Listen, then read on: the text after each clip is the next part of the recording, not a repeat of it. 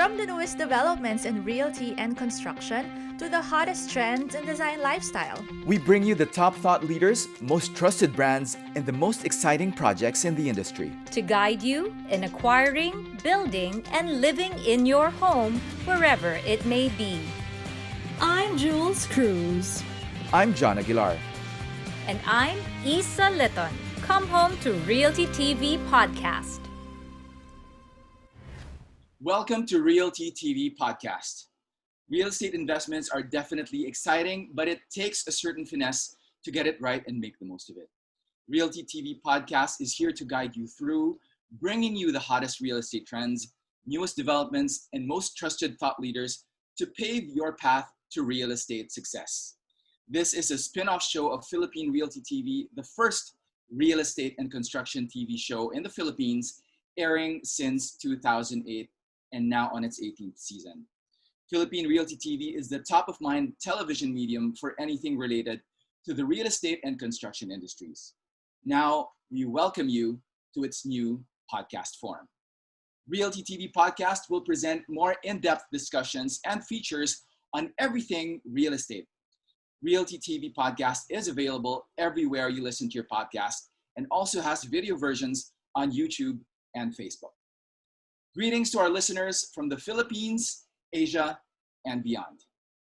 Now, for those of you who have been watching Philippine Realty TV, you may be wondering, why expand the show to the podcasting platform? That's because as a show, we've always had the streak of evolving along with the times. So for those who have followed the show since the first season, you would recognize that the show started off featuring different suppliers and projects of developers. So a couple of seasons later, we forayed into our first development project, which was myself building my first home, which we aptly titled Project First Home. Now, we weren't only featuring the developments, we were actually developing our own projects. So through the years, we've been building different concept homes on the show. So everything from building my first home, building a green home, building a flood adaptive home, which has a floatable carport that will allow your car to float, all the way to what we're building now, which is Project Smart Home 2.0, which will have all of the bells and whistles, full automation, the works. So we are going to be doing a lot of these reality-based building projects on the show in the years to come. And from there, we just continued expanding our scope. So we're building more homes and scaling the business. And the impetus behind Philippine Realty TV crossing over into podcasting is hinged on that principle of continuous innovation. Not to mention our desire to make the show remain relevant to the constantly changing needs and interests of our audience.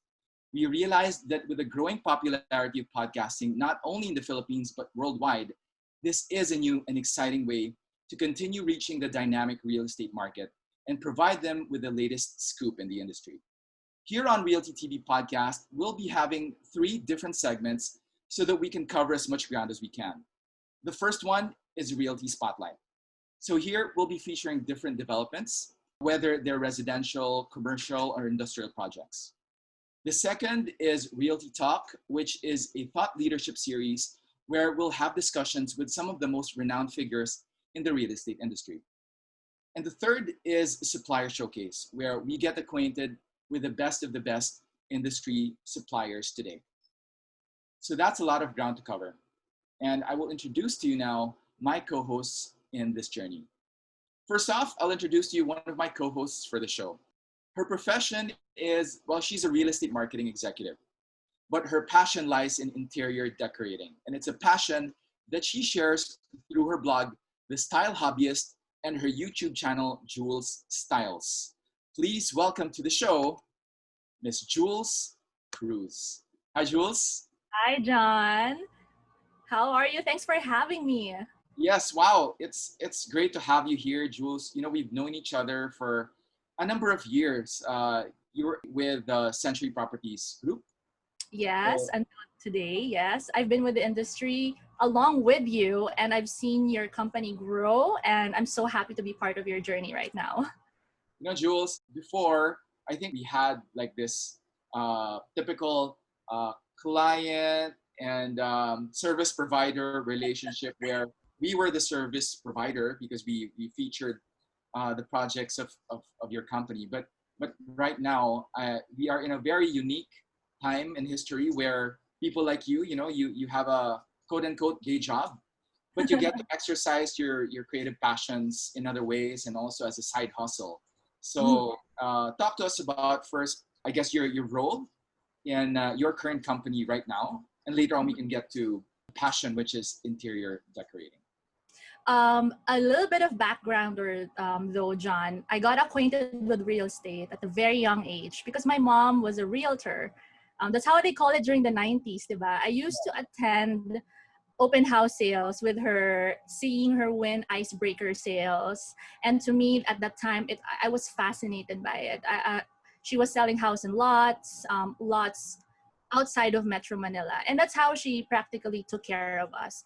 So that's how I realized that, when I was choosing a profession, I knew that I had to be in communications because, I'm a creative person. I love communicating with people.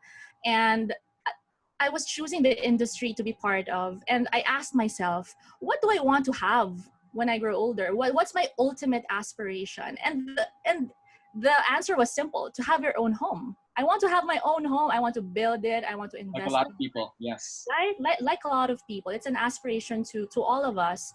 That's why I chose this industry. And I was lucky enough to grow with the company, Century Properties. When I first entered the company, I was a public relations associate. I started from the ground up, basically with them. I grew up with them, the Antonio family, and that's how I met you. We worked together in several many segments to promote our projects, and I was grateful for that experience. And then after that, I knew that the natural progression for me is to create something that's a natural extension to what I do, which is really marketing, making people realize that having your own home is a tangible asset that you can pass on to the next generation. It's the ultimate goal for all of us. And so I wanted to create something that also delves into like beautification, styling, which is something that I love because I love fashion as well. I love beautifying things and working with interior designers. And if I can mention her, Chad Forrest, oh my goodness, working with her was really fun. And that's how I actually got inspired to do decorating. And luckily, a couple of years ago, a friend of mine, suggested to me, why don't you vlog about it? I mean, you're pretty, I guess, peppy and chatty. And I'm used to making videos. So that's how I started the Style Hobbyist. And from there, referrals came in, people asking me to fix up their condos, and that's it. Oh, that's amazing. It just goes to show that in these times, people who are creative, though not necessarily, I think we have to make a distinction though. There have been some issues before of people claiming to be or maybe misrepresenting Mhm. themselves, but there is a distinction. And maybe, Jules, you can make this clear about an interior decorator and an interior designer. I think Yes, there's a big difference there, right? yes. I advocate for this because people need to know the difference so they know who to approach when they have a need for their home. So an interior designer um, creates the design for it's a full-on plan. So they are PRC licensed. They studied interior design, and I have high respect for interior designers. Now, interior decorating is a portion of what they do. It only covers aesthetics, Okay. furnishing.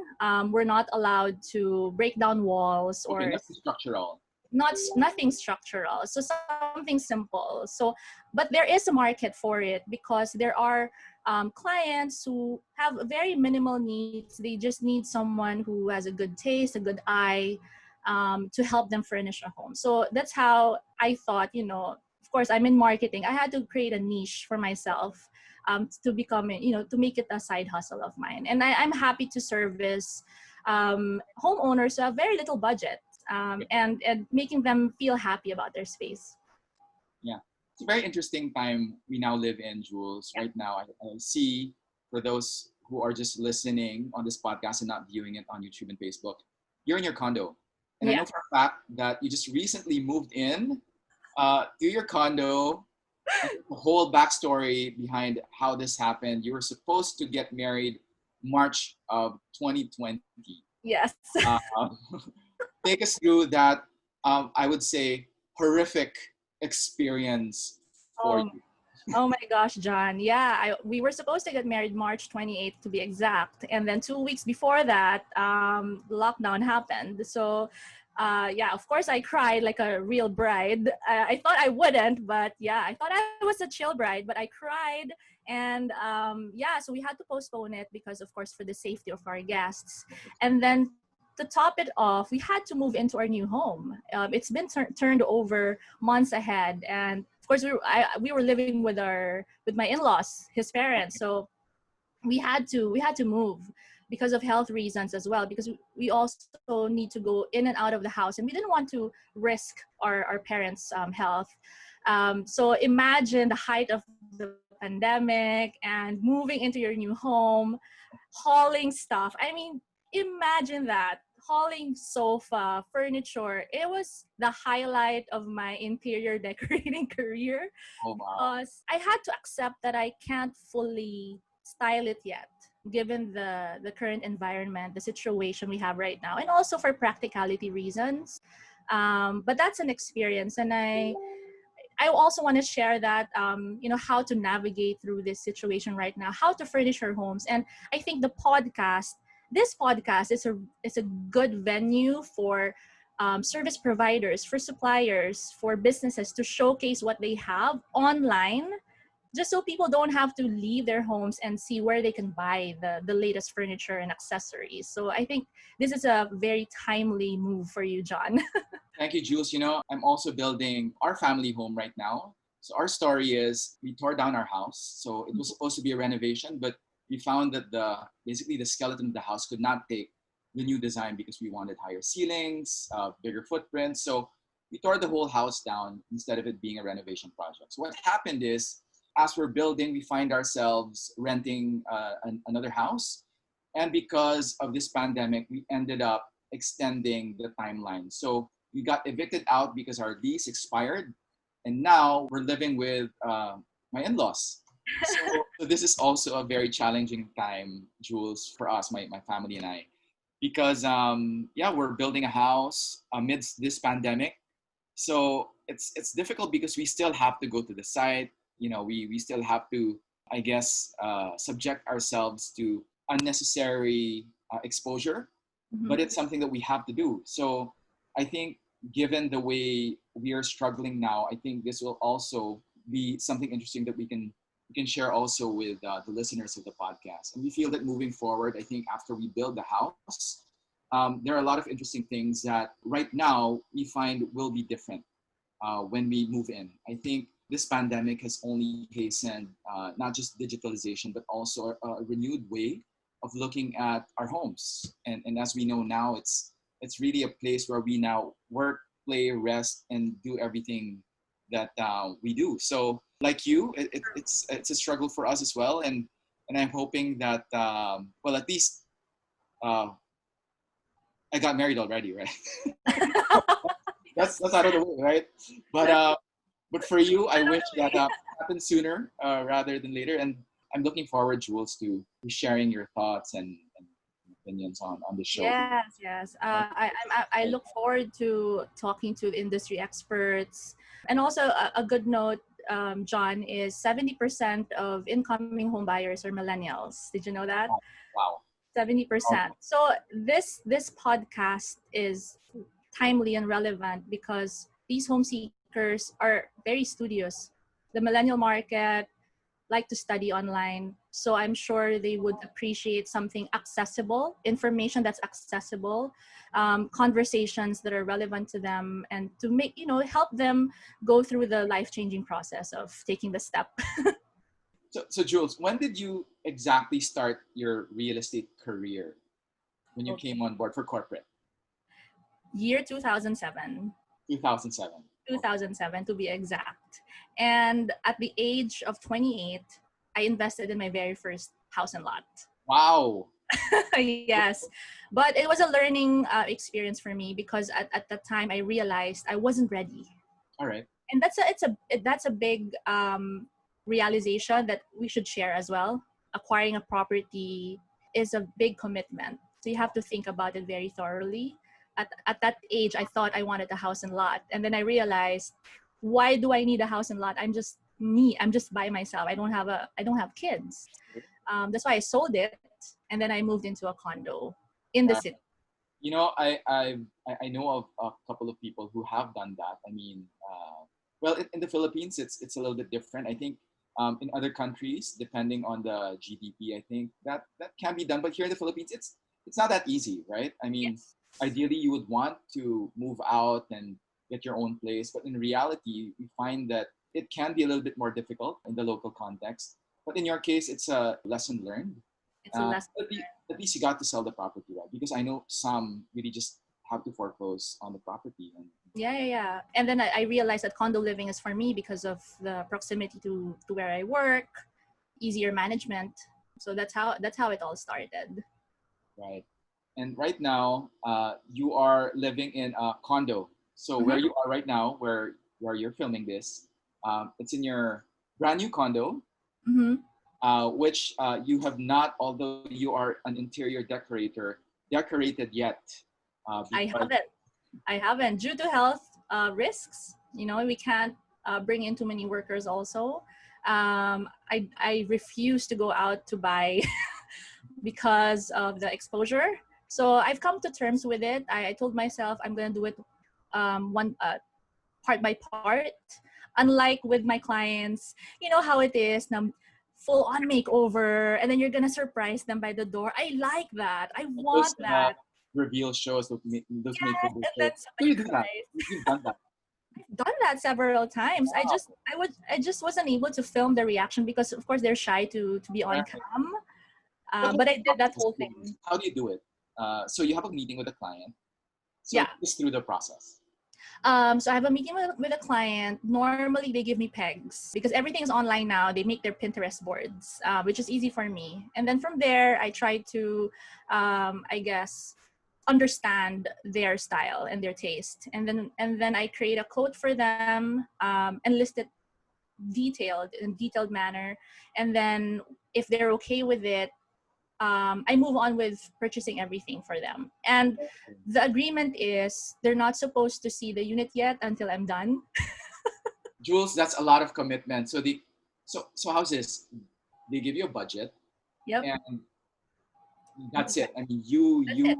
you are I, given yeah, blanket authority to make all the big and small decisions. yes, yeah. That's why I don't accept all projects because it's hard if a client doesn't want to give you any leeway as well. Um, so if, for example, if a client is abroad, that's the best for me because they're abroad. Right.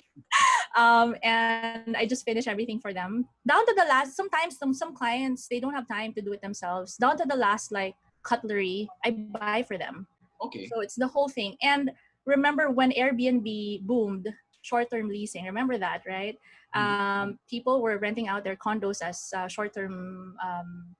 for short-term leasing for passive income. Right. So furnishing a home just for hospitality is actually a different ball game as well because you need to think about wear and tear, accessories that won't be easily taken out of the unit Right. And it's down nothing to the personal, bed right? sheets. I mean, if Yeah, it's for rent, I mean, no personal artifacts whatsoever, obviously. no personal artifacts, no photos of the clients, all of those things. And of course, a good night's sleep. You have to make sure that your clients get a good night's sleep. So that's another factor. And I think because of this side hustle, I was able to get to learn more about clients, the market, what they need, what they want, what they're looking for. I think, beyond the total contract price, the location, it's all about what the market wants, what the client needs. Right. And I think that's a lot of insight that is unique to you because you're on, I guess, the developer side. Mhm. At the same time, you're servicing these clients. So I think holistically, you have a very intimate understanding of what people want. And it's not just the cost of the unit, etc. It's also how they'll be living in it. And I guess right now, as you're living in a condo yourself, amidst the problems that we now have, I think it's giving you additional input that you can apply to your clients' lifestyles as well. Also, and businesses as well. I've always supported small players, furniture makers, accessories, pillow sham makers, all of those businesses. I try to support them because it's a tough market out there. Everybody's online, so to be able to have a platform like this podcast to showcase their products and services, I think it's a good opportunity for them as well. So thanks, Jules, for that. And now I think it's time to bring in our next guest. So she is our co-host, and she knows a thing or two about hustling because she is one of the ultimate out there who really get a lot of things done. And I can't even imagine how she gets all of these things done. She is an award-winning host, a film and theater actress, and an assistant director. She is the COO and head trainer of One Lit Corp and my second co-host on Realty TV podcast. Please welcome the one and only Miss Isa Litton. Hi, Isa. Love the intro. Wow. So that's how it's done. Okay. I'm usually the one in your seat. I know. I'm just pretending because I need to be able to introduce the best, if not the best, female host here in the Philippines. I mean, Isa, it's such a pleasure having you here. Thank you, John. A pleasure to be working with you again. Again, for opportunities of always keeping me in mind. I am very, very grateful. Super thank you, John. The whole team. Thank you, Isa. You know, a fun fact, Isa, you were my first choice to be the host of Philippine Realty TV when I first conceptualized that show back in 2007. So long time ago, I had asked you to be the host along with Gabe Mercado. And then when we submitted the profile of the show to ABS-CBN News Channel, or ANC that time, we unfortunately were told by Maria Ressa, who at that time was head of ANC, that we could not work with you because you were a talent of GMA. Exactly. It's the network wars, naman with competition. Because I was in QTV at the time. It wasn't Right. even what was it became something else, GMA News GMA Channel, News. something else, Right. But at that time it was QTV. So it's okay. I mean, these things have a timing and a reason. And no worries. I'm still glad that no matter what, we're here now. And in fact, funny enough, later on I was hosting for ANC. Diba? So Wait, honestly, my career has, I did. While. Oh, okay. Franchise TV was in ANC, remember? Yes, it was for a different show, but I think Maria Ressa wasn't there anymore. Yeah. You know, as a host, you are probably one of the most prolific out there.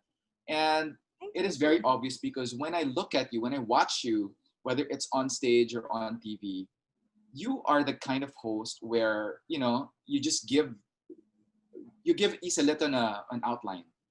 And for one reason or another, it's like it's perfect. Your delivery, sometimes there's no take two just because, you imbibe the script and you say it in such a way that, you carry it through and without any buckle whatsoever. That's really what amazes me. And that's very rare because a host, you're used to maybe doing take two, take three, but you, sometimes I'm just so amazed how you can just imbibe a script and boom, you take it through. It's the pressure of my name, Isa. I'm just kidding. No. One take, Isa. I love that name. Even my write-up for my graduation grad book played with Isa, one, which actually isn't even my real name. My real name's Carissa. But Isa came from Cheska, my younger sister. She couldn't pronounce the full name, so it became Ate Isa. That's the history of Isa. Thank you for that. But I think also I give credit to my theater training because in theater there's no take twos. Okay, this was in Tanghalang Ateneo. Is that right? My very first was grade 6. Grade 6 summer workshop repertory Philippines. And I was very active in high school, college, Tanghalang Ateneo. I even would be hopping in the opposite, Dulaang UP, diba? Repertory, anything that I could know, blue rep with theater, it is my theater training. And now that I myself am training, I always say when it comes to hosting, get into theater, particularly for events, because that's a stage you're working on. Unlike TV, where you do have take twos, where you can cut, theater training teaches you to go for it, not necessarily get it perfect, but deliver, move on, think on your toes. Those are all theater. Right. You know what? I remember now. We weren't really batchmates in Ateneo, right? I think I met you after PBA. graduating. We met at the PBA. Yes. I was a halftime and pregame host, and you were doing Milo the Sporting World Update. I was a sports update girl. Yeah, wow. That was, I think, around 2000 or 2001. I was still in college, yeah. You were still I in did college. PBA from second year college to the year after I graduated. Wow. Wow. So I was working now while I was in college. Wow. Working student, but even Yes. then, that time, you were so good. I remember you just being there and doing that. I think we were doing that maybe 2-3 times a week.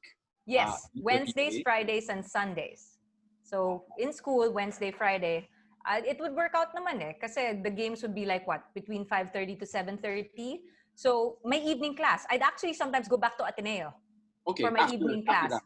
Okay. Yeah, for Philo and Theo, di ba? Philo and Theo classes natin were evening. Right, So right. sometimes, or when you're working on your thesis. But there was always a good window. So I was able to accommodate it during our college days. And if you're wanting to know why even back then, I am the way I am now, why I host, because being in PBA taught me this. I will never forget this. I think it was my second or third day. Okay. Sir Ronnie, remember Sir Ronnie? Yes, Of yes. course, our Of course, dear Sir Ronnie Ronnie. He was Quintana. the head of programming or of the PBA at the time. They used to just give me the script on the spot, and I had to memorize it while my makeup was being done. Walang idiot board, Hold on. no Memorize, teleprompter, memorize. no. Okay. Yeah. Exactly, no teleprompter, no writing on Manila paper, Right. walang whiteboard. Right. They would just give me a printout of three.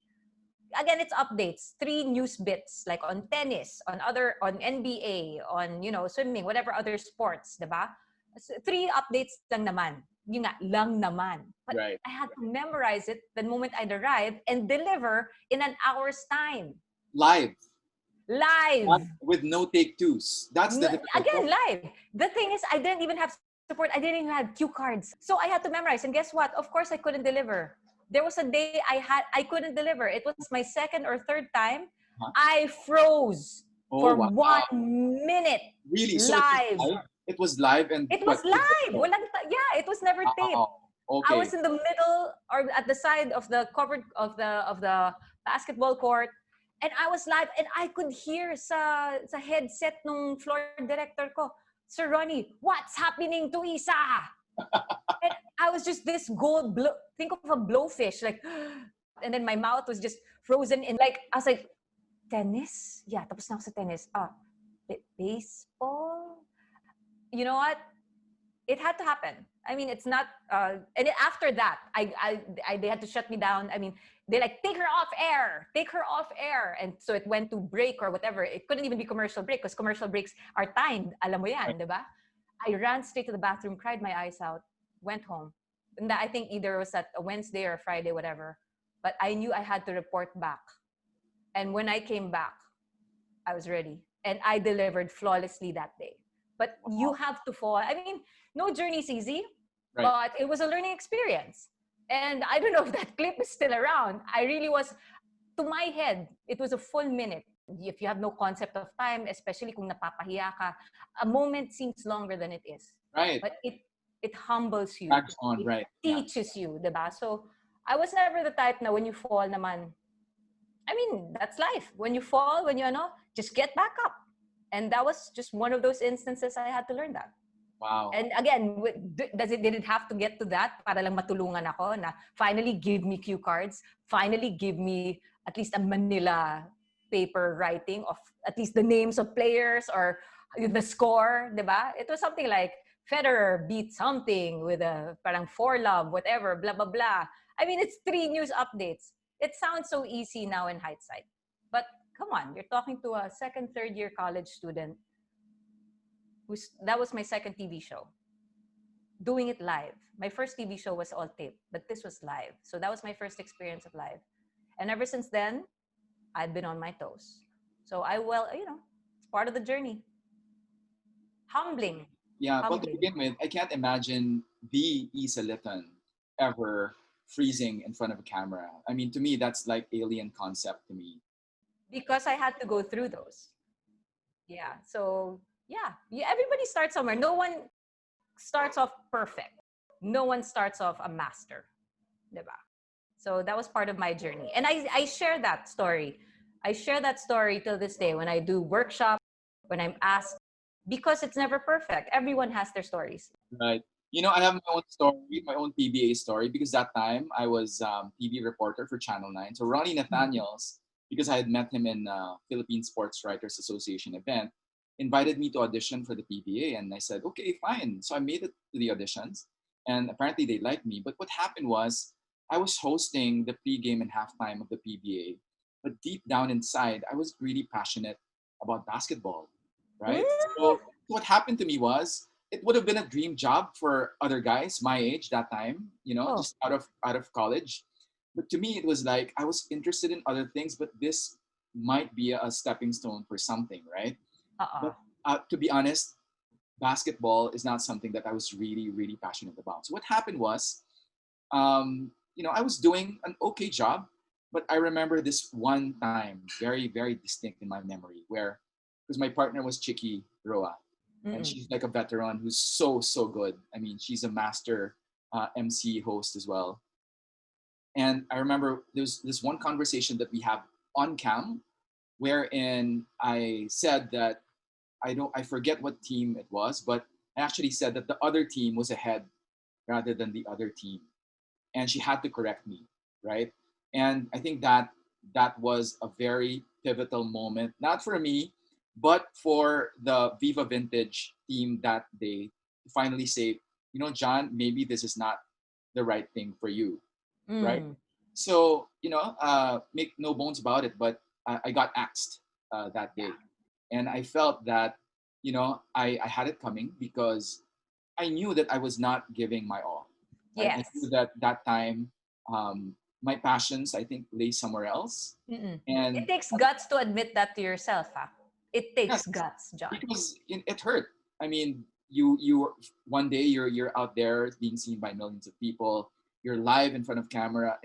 It was weird because it was the first time in my life that little kids would come up to me, ask for my autograph, and that was still a thing, right?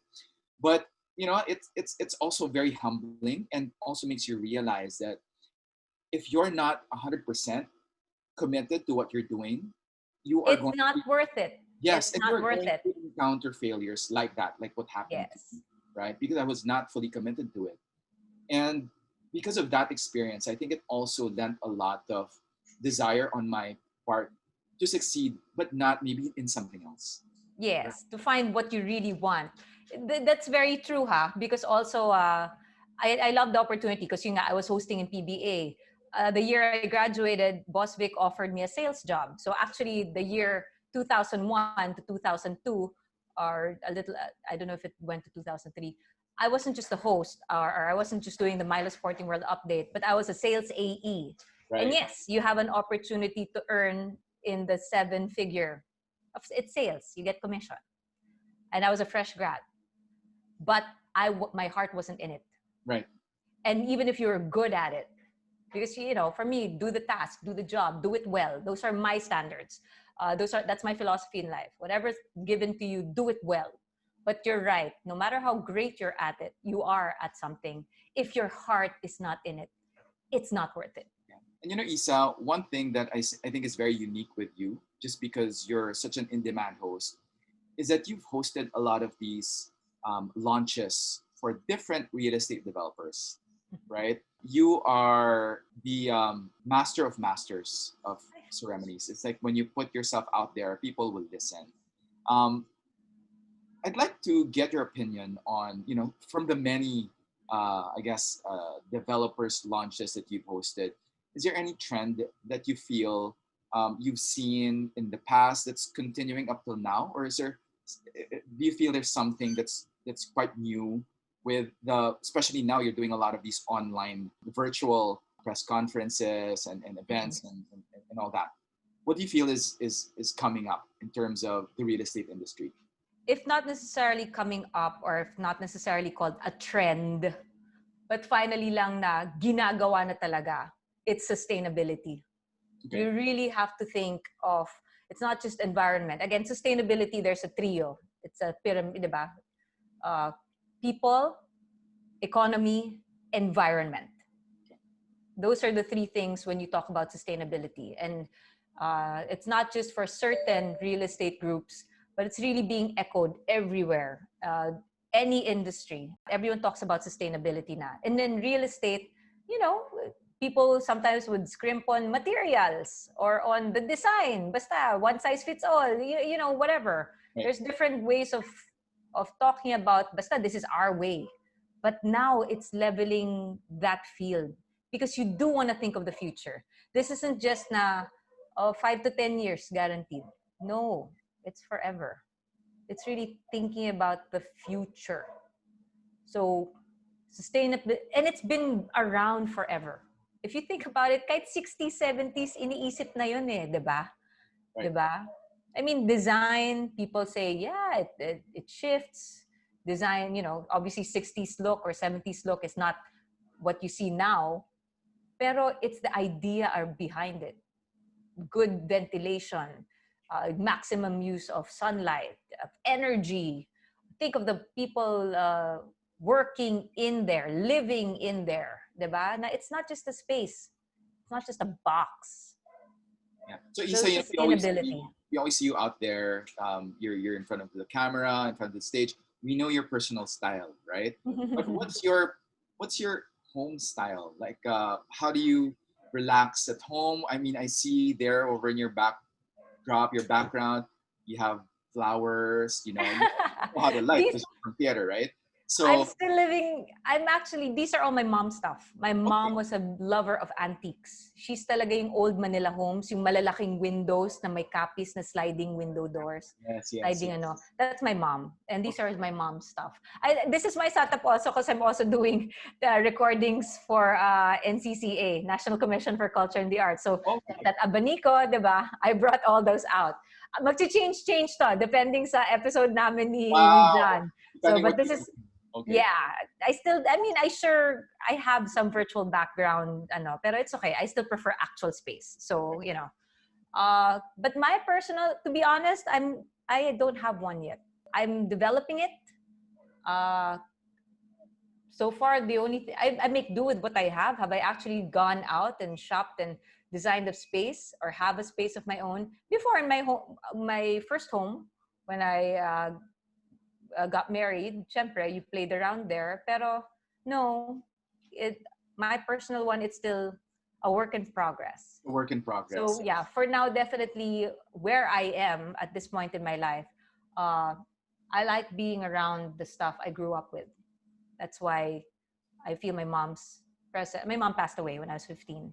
So seeing the antiques around me, seeing the little knickknacks, it gives comfort to me.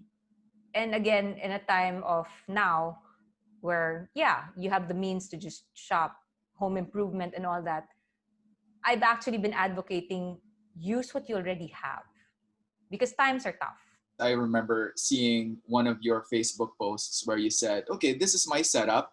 And yeah, you described your setup. It was very, very Spartan. It was just, an old, yeah, exactly. The light that you showed us now. Mm-mm. And even, you don't even have a special mic for it. No. Now lang sponsored. Thank you to Dr. Carl Balita. Here, I have a lapel na, diba? These are all lang naisig sa'yo na yan.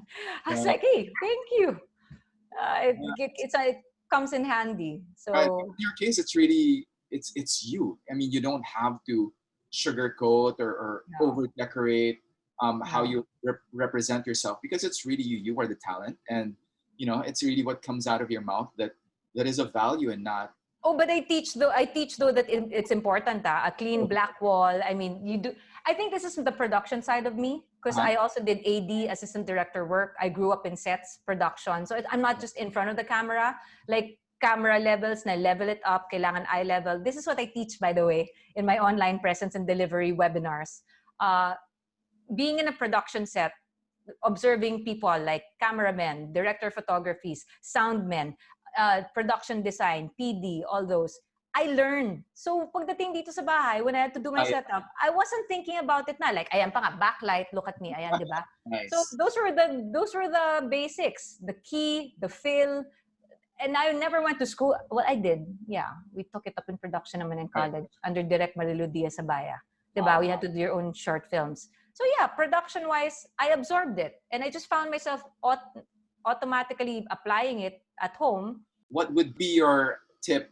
I guess a couple of tips you can share for those who are probably setting up their own Zoom or Google Meets or Microsoft Teams calls. What would be your tip for them to set up properly in terms of lighting, angles, etc.? Attend my online impact upgrade your online presence and delivery webinar if you want the full deal. But I do that once a month. I also do group bookings. Nag-plug it, diba? Under One Lit Corp. But yeah, basic is frontal light. And obviously with light, you need to highlight this most of all. It's your eye area. 100 years of cinema, or being born into a time of movies already, of visual watching, be it TV, online, whatever. It's taught us na basta may shadow sa mata or madark yung area na to, you are an untrustworthy person. Ooh, okay. So never cast shadows on your face.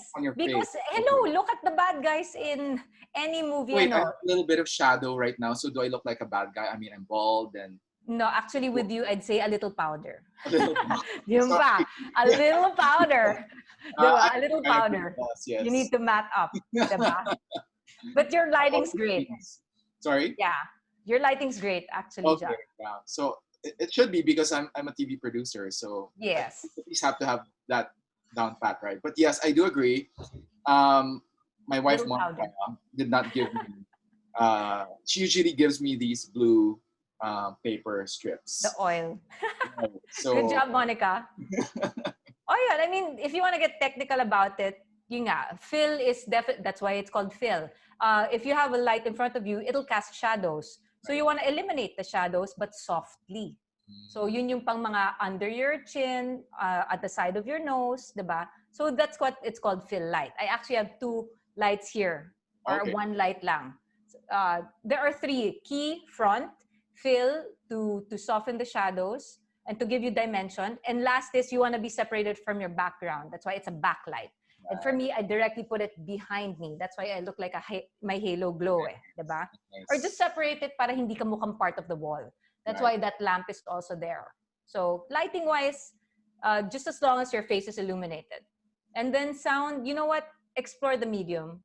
Be competent enough to know your mic, your mic and your video. Para you know what you look like. Use your phone even. You know how you sound like. Those are tips I give in my webinars naman. Again, I go into full detail. You'll see how I break it down more if you attend. But you'd think these were obvious, but until I pointed out, they were like, I never would have thought of that. And again, I think it's my production background. Okay. It's not me necessarily just as a host. It's because I help set it up, or again, being an assistant director, I direct the talents, I direct other hosts, diba? So great to have you here, Isa. And I think in the next episodes, I think we'll get more into that. And like you said, if people really want to do it the quote unquote professional way, then they should get in touch with you for your workshops for that. Check out at One Lit Corp, Facebook and Instagram. There you go. So, Isa, I think it's time to bring in our other co-host, Jules. So, Jules, welcome back. Hey, guys. Hi. Hi. Great to have the both of you here. It's such an honor and a pleasure to have the two of you. Jules, one thing that I'm sure you're not aware, but Isa over here was actually one of my first choices for the female host of Realty TV, Philippine RealtyTV. Ooh, of course. It's something that never happened back in 2008, but eventually happened a couple of years ago. Mm-hmm. And now we're doing this network thing. Alam mo naman, if you're showing up in one network, you cannot show up in the other. Exactly. Back in Exactly. the day. So how do you ladies feel that we're embarking on this together? I know it's a very interesting time for the industry. So what are your thoughts? Do you have any fears about um, what we're going to be going through in the next year and in your respective careers as well? Because a lot of things have been disrupted, and you are doing a lot in terms of both your corporate side and also your side hustles. So what do you feel is going to be, I guess, the next step for you guys? Yeah, it's a tall order to be, part of a platform that will talk about relevant topics in the industry. And we know that real estate affects 50 industries, right? It gives millions of jobs to people. And with this current pandemic, I've seen a lot of behavioral changes with the market. Businesses have pivoted, and I feel that to be part of a platform that will help them thrive in this current situation is an honor. So I'm excited, to be honest. Isa? Nice. I mean, yeah, definitely. We're but observers, contributors, hopefully, in our own right, in our own way. Definitely not necessarily the experts, but we are the medium and a venue for experts to talk. So, yeah, it's a way to contribute. It's a way to have an ear, more than an ear out. It's really a small but active role. So, no matter what happens, you're you're pretty much in the midst of it. It's if not fully in the middle, you're part of it. And I think that will help a lot of people because don't forget, real estate really is a big part of any economy. So you all, whether or not it's something you're actively working in, it affects you. True, true. From cradle to grave, actually. Yeah. And that grave is big business. It's not, it may not be sexy, but my wife and I, Monica, we know of someone who used to be in the leisure category, but they've transitioned to the you said it right, Jules, the grave. I mean, they're doing the memorial business now, and it's no joke. It's everyone dies eventually, and that is really good business. And I think there are a lot of opportunities out there that people do not readily see. I think in terms of the landscape, you automatically think, okay, residential market, right? But there are a lot of other lucrative, interesting, though not sexy, businesses that people, if they just see the potential and they get into it, I think there's a lot of business that can be made from these sectors. I think in Japsia in particular is one of those people who has seen, I guess, the market gaps that if you penetrate it at the right time with the right partners, I think he's case in point of just how, right, like recently, his IPO with Double Dragon gained tremendous headway just because I think people are recognizing that there are market gaps that if you fill, can create a lot of wealth value for you and your stakeholders. Opportunity. Right. So Yeah. I think the more people realize this, I think the more sophisticated our investment landscape will be down the road. So it's very exciting, particularly now. I think this pandemic is bound to create a lot of new markets, and I think the gaps are widening for new players to come in as well. True. And even for local government units, the digitalization that developers have done and the change in behavior when it comes to looking for your own home. Gone are the days that you just go to a model unit on site. Now you have to do virtual tours. You have to service clients online and be prepared. I think talking to local government units, representatives of the LGUs is also a good opportunity for us to learn more and for them to hear from the market as well. Even questions from our audience, I think I'm excited to hear from them, their concerns, especially the young home seekers who are still navigating around this property market. Isa, what about you? What do you feel is going to be guess the I mean, from your experience, I think amongst the three of us, you're really the one who has worked with so many companies in different capacities for events, for TV shows, for your own company. What's your sentiment on how you feel the market is responding now? I know that prior to COVID, uh, you've been so busy that sometimes you would even take a motorcycle to get from one gig to another just so that you can make it despite the traffic. You would make it Yeah. to your 5 events in one day, right? But now all of a sudden that's halted, and you're doing this from your house, from your home. Yes, So and now those 5 events are easier because I don't have to hop on a motorcycle. You just click on a button. But you know what, John? That busyness is an indication of how the Philippines is trying. It's definitely putting in the effort to keep moving, to keep going. And from SMEs to the big players, everyone is doing their part. Actually, it's really a level playing field for all, ne? right, Because now it's just your number one, great ideas, even if it hindi pa nagagawa. Because we are in a territory, we're in an era that it's stuff you wouldn't have thought of before, diba? So it's just up to your creativity, up to whatever opportunities you can make for yourself. If you obviously, if you're talking about companies, what you can provide for your employees. Oh, that's another thing I really do have to applaud. Everyone is doing their part to reach out, to find solutions. They care for their people, diba? I mean, yes, you've heard of the so many industries shutting down, so many companies and brands shutting down, but there are also those who are just keeping afloat and looking for ways to just keep going. So it is such a very, very interesting time. And one size does not fit all.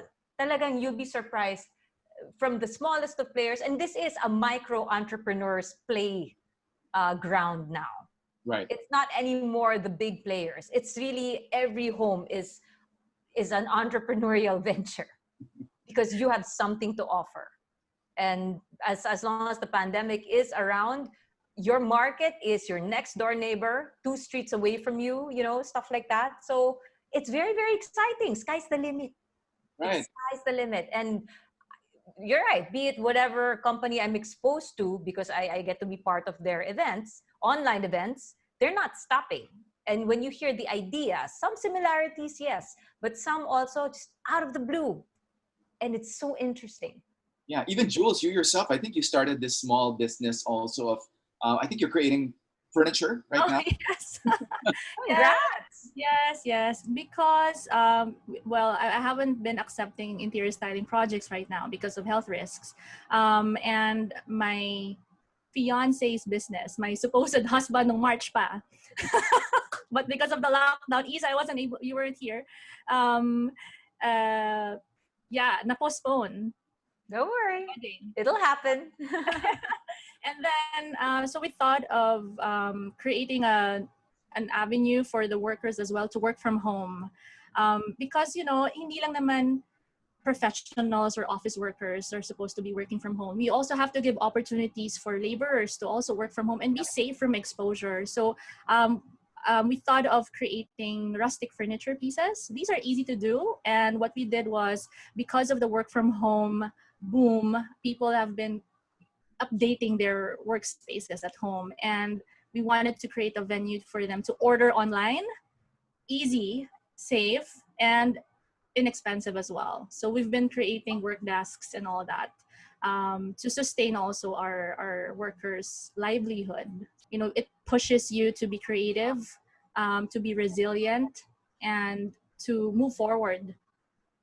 And that you're a living proof, Jules, that this is really what I love about this time. The buy and support local. Lumabas yung bayanihan spirit ng Pinoy. 'Di ba? I mean, I can't speak for other countries. Syempre, we're not living there. Pero dito lumabas talaga yung tulungan natin yung kaibigan ko, tulungan natin yung neighbor ko. Hashtag buy support local, for locals, and all those things. It comes out. Guess what? Pinoys care for each other talaga. We do. Isn't that just so heartwarming? I mean, in the best of times, competition, competitive. Akin yan, akin to, di ba? But in the worst of times, it brings out the best in Right. some people. And I love being a witness to that. I really do. Even the ones who pivoted talaga, like the flight attendants who became bakers, former hotel bellboy who became a plantito and Yeah, who's food selling suppliers na sila. all Exactly, food suppliers na. Yeah. it's Yep, yep. amazing. And even this podcast is a pivot as well because with Philippine Realty TV, I mean, it's hard to physically go to the Production shoots. showroom. Exactly, the production shoots, the showrooms. So we figured podcasting would be a great medium because of the way we interact. I mean, we can do this from home. And at the same time, if a buyer cannot go to a showroom, then this is something that they can do from the comforts of their home. It's like we're bringing the showroom to the ears of the listeners. So I think this is a way that we can also continue what we've been doing in the past. So Philippine Realty TV has been there since 2008, 18 seasons already, and I think this is a natural progression for us. And I'm really happy, guys, that you're here with me right now because I think we've gone full circle. Now, those were very early days, not Jules. I think that time we did a feature one time with Paris Hilton. Yes. With you guys. I think you were Yes. launching a new project and Paris was the ambassador for that. Yes. Oh my goodness, that was an experience. She went here twice actually. The second time she went here, her manager wasn't able to come with her. So guess who became her road manager? Ikaw! Nice. That's an Oh my experience. Take us through that experience. What was it like with the Paris Hilton? What was that experience like for you? It was an eye opener. Syempre, before she arrived, I was telling myself, how can I, ask a billionaire to follow me to manage her because who am I? But fortunately she's very professional and her persona on cam is totally different Yep. from I heard that too. Oh I my heard that too. It's a character. it's Really? a character and So she's not a ditzy blonde at all. no, she's super smart. Apparently, even her voice nga daw. Her voice and her, no, it's not her. Yes, the voice is different. That's why when I met her, parang, is this her?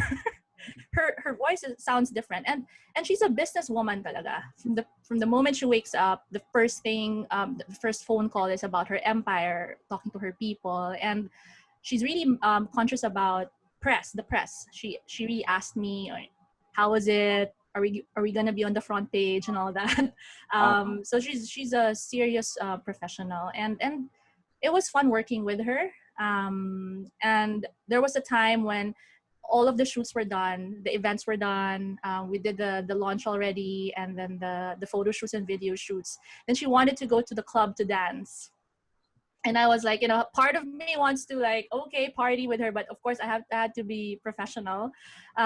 So yeah, we went to the bar, to the club, and danced the night away. It was so fun. So you partied in Manila with Paris Hilton. Oh yes. And then after that, she even sent us that text message. Thank you for taking care of me, and it was nice working with you. And I was like, oh my God, can I just frame this? Nice. That's always great to have. Right? I mean, for her to she did say in her interview that she loves working with Filipinos. Well, what's not to love? That's why Filipinos are all over the place, all around the globe. And right now, I think people will be able to have an appreciation wherever they are of what we do here in the country and the exciting projects that we have and the developments and everything. It's so dynamic, the real estate and construction industry here in the Philippines. And I believe this platform is really going to serve a role in the industry, whether you're here or whether you're an investor abroad trying to see if there are opportunities here.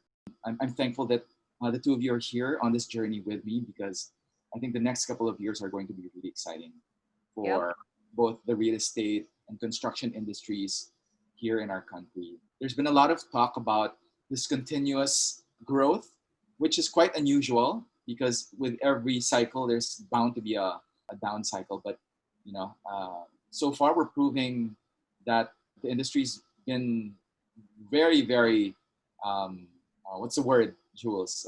Resilient. Resilient. I'm quite excited for what's to come. Yay, me too. And we're part of it. We're making it happen. We're helping make it happen. Okay, so Jules, Isa, would you like to give our listeners just an idea of how you will be, of your role in the show, and I guess how you will also give them a sneak peek into your lives as well? So yeah, if you want to listen in, at least learn a thing or two about what's happening in the real estate industry. Hopefully I'm asking the right questions for you. And if you want me to ask a question, that's the point.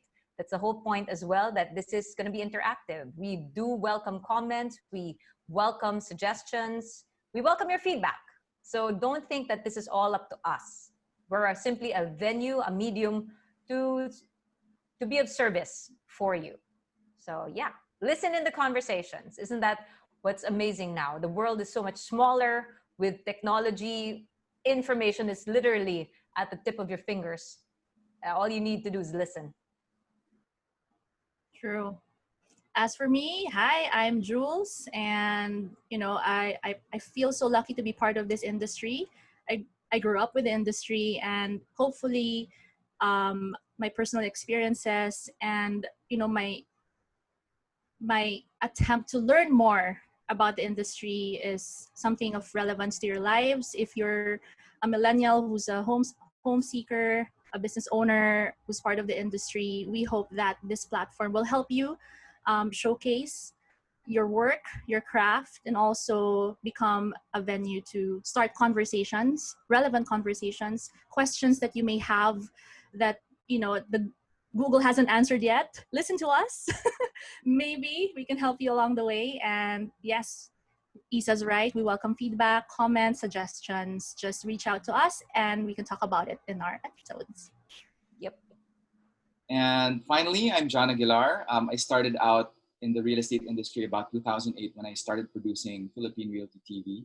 So I came into the industry knowing nothing about real estate, about construction, but eventually I worked my way towards building my own house, eventually getting a broker's license, and really participating in the industry that I now love very, very much. And I think what we aim to do in this podcast is really to be able to give a venue for our partners and also for ourselves to also experience the things that you yourselves also experience back home. And I think through this podcast, it's going to open a lot of eyes and hopefully create value in this industry that creates a lot of wealth and prosperity for the nation. So I feel that if we do our job right, then you should walk away from every episode knowing a little bit something more about real estate, about construction, about design. And it is my sincere wish that you also, in your own ways, create value in this industry, because real estate is something that anyone can get into. Maybe you don't have the funds right now, but you can work towards your own personal investment or even participate, whether as a broker, a designer, eventually a builder. There is so much opportunity out there. And we hope that you join us in the next weeks, months, years of Realty TV podcast as we bring to you the best of real estate now to direct straight to your homes. So on behalf of Isa Litton and Jules Cruz, thank you very much for joining us, and we'll see you in the next Realty TV podcast. Listen in. Bye.